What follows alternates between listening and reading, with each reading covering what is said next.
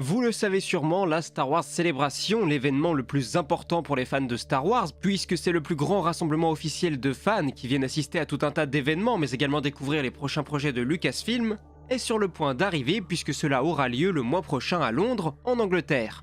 Pour autant, le tout ne serait apparemment, d'après les premières informations à notre disposition, pas retransmis en direct sur la chaîne YouTube Star Wars, contrairement aux autres années.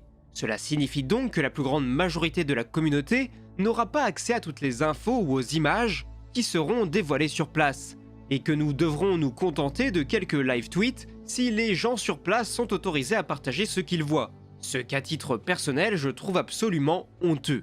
Je peux certes comprendre qu'on donne une certaine exclusivité aux gens sur place, mais quand on voit la pompe à fric, car il n'y a pas d'autre mot sincèrement pour résumer ce qu'est cette célébration, je me dis que finalement Star Wars n'est peut-être plus une œuvre si populaire que ça.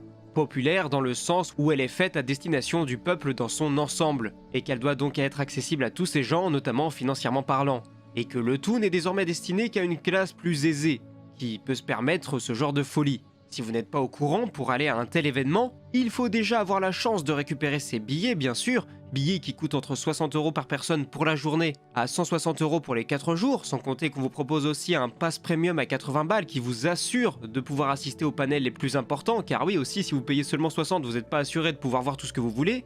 Et en plus, ce pass premium vous permet d'avoir de meilleurs accès aux boutiques. Je sais pas si vous vous rendez compte de l'absurdité de la chose.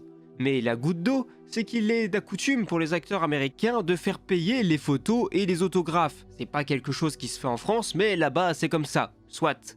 Mais je vous invite maintenant à jeter un œil aux tarifs qui sont proposés, je vous laisse un lien dans la description si ça vous intéresse. Il faudra par exemple dépenser pas moins de 300 $ pour obtenir son autographe ou sa photo, au choix, avec Ewan McGregor. Je me demande bien aujourd'hui qui peut investir une telle somme, surtout vu le contexte actuel.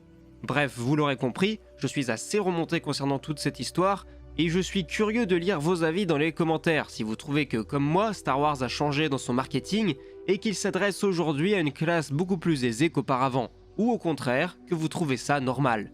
Je suis très curieux de lire vos opinions.